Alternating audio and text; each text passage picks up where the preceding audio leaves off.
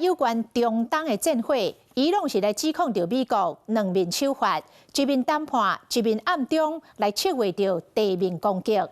伊攏是甲美國嗆聲，講因已經準備好勢，要來對抗美國的地面攻擊。伊攏閣嗆講，這個美國軍根本無法度定落，只會栽落波斯灣吃沙魚。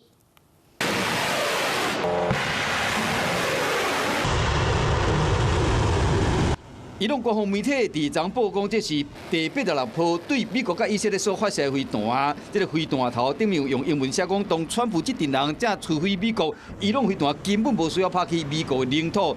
伊朗國會議長卡里巴夫嗆美國是雙面刀鬼。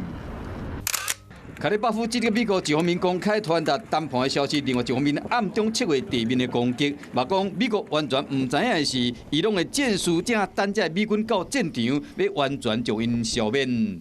我々の部隊はどんなアメリカ軍の地上部隊にも対応できる態勢にある。屈辱は決して受け入れないとして、アメリカ側を牽制し、徹底抗戦の構えを示しました。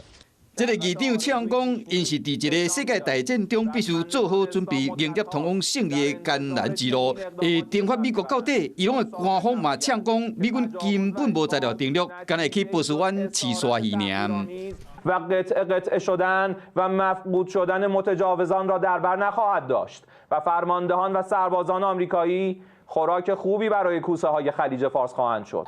川普總理空格一號頂表示講，無論是直接還是間接的談判的進度攏真好，不過一切攏無法度議清。I would only say that we're doing extremely well in that negotiation, but you never know with Iran because we negotiate with them and then we always have to blow them up. 白宮發言人凱利嘛發表聲明講，是伊朗拜託達成協議的。川普是台灣自卑願意聽因的心聲。無論講美伊雙方是安怎對嗆的，談判第三方已經開始震動啊。巴基斯坦的外長沙利夫佇29佇伊斯蘭馬巴德接待土耳其甲埃及等等國家的外長，要舉行談判會議，想辦法要結束中東的戰爭。Hello， 我是林仙怡。想要搶先掌握最及時的新聞資訊嗎？趕快訂閱、按讚、開啟小鈴鐺，鎖定華視新聞 YouTube 頻道。